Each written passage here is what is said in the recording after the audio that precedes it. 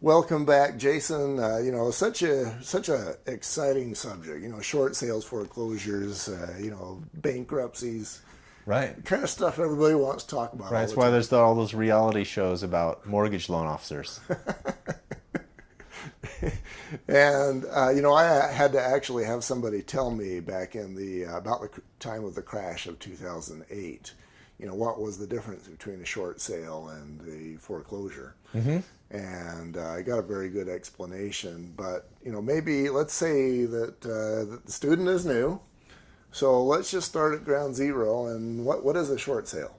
A short sale is a sale that happens really quickly. Just kidding. That's what I thought when I started. Not true. Not true. Okay, so a short sale is when the bank is short funds. Mm-hmm. So someone owes $100,000 on their home. The market's down. They can only sell it for $70,000. The bank is being shorted $30,000. So in certain circumstances, the bank will cut its losses. A lot of times they'll 1099 the borrower, saying we gave you this money.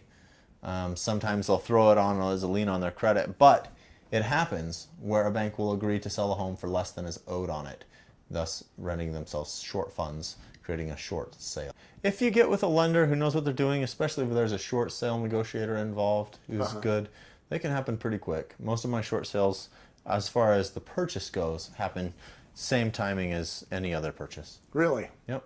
Okay, yeah, my experience, and again, back when sales were huge and it was happening every day, people were relying on Bank of America, for example, to get done what they needed to do, and it was taking 6 months. Getting the short sale approved with the bank takes a little while. Getting acceptance of the contract can take a little while, but as long as you know what to do, it'll move along. But if you got a good team, then Yeah, you got it covered. right. Okay, so that's what a short sale is, and then a bankruptcy or a foreclosure. Foreclosure. What's the difference between a short sale and a foreclosure? So a lot of times similar circumstances happen that would generate either one. But a foreclosure is when the homeowner decides not to sell the home, or the bank decides not to agree for the funds that are short, and payments aren't being made on the home, and the bank takes the home back. It could happen in the instance too that there's a lot of equity in the home and the borrower simply stops making the payment. I've got a friend who had that happen to her. Yeah, that's sad. It really is. She couldn't get a loan, so she ended up just losing the house and all the equity. Yeah.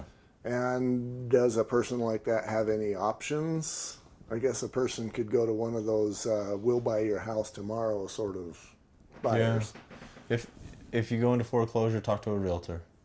Or if the prospect starts, I mean, try and sell your home. Foreclosure is one of the worst things you can have on your credit. Yeah, worse than a bankruptcy. Worse than for home buying, yes.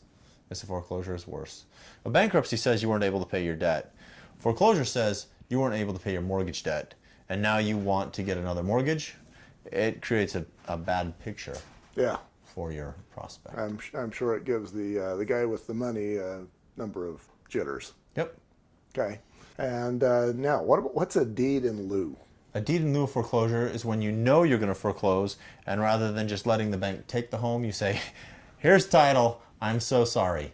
It ranks up there just about exactly like foreclosure. Yeah, I go back to a program that I heard of in the Washington, Oregon area where the bank would actually pay the homeowners a few $1,000s to just show up at the bank with the keys and not damage the house when they leave. And it's worth it. I've cleaned up a few houses with a buddy of mine for foreclosures, and they get really bad. A couple, they turned the water on, plugged up the drains before they left, had mold 3 feet up in the basement. I mean, it's definitely worth it for a bank. So yeah, that definitely happens. And now, why is that important to you as a realtor? I'm thinking that if you're trying to negotiate with the bank and saying, look, this is why you want to take this short sale rather than the foreclosure, is because they're not going to turn the faucet on. Possibly.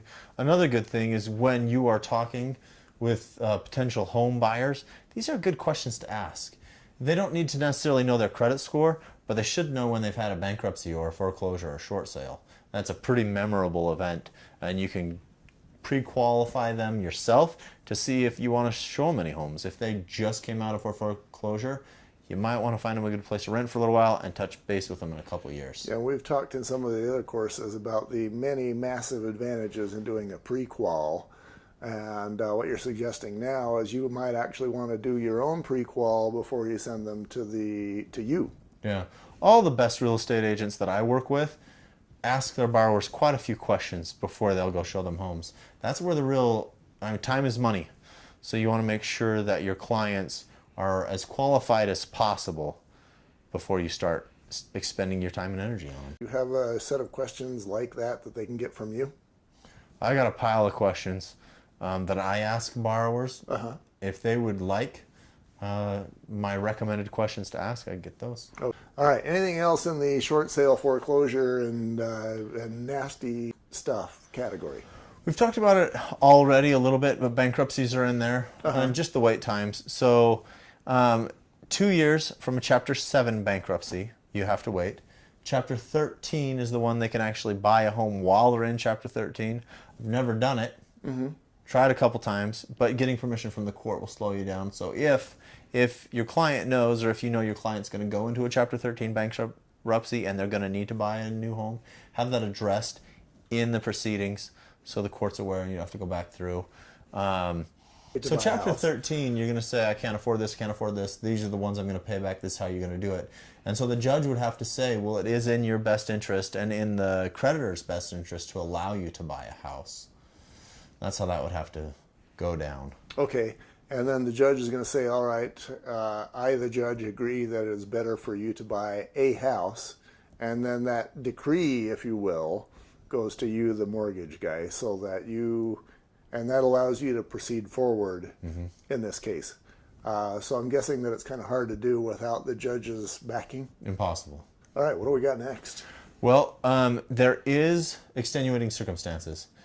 Like you can get a home in less than the 3 years for the foreclosure, deed in lieu of foreclosure, as long as you can show that they were never late on their mortgage, or that they had, and they had an extenuating circumstance, like they lost their job, it was beyond their control, they're now back in work, and these are the reasons why they're stable now.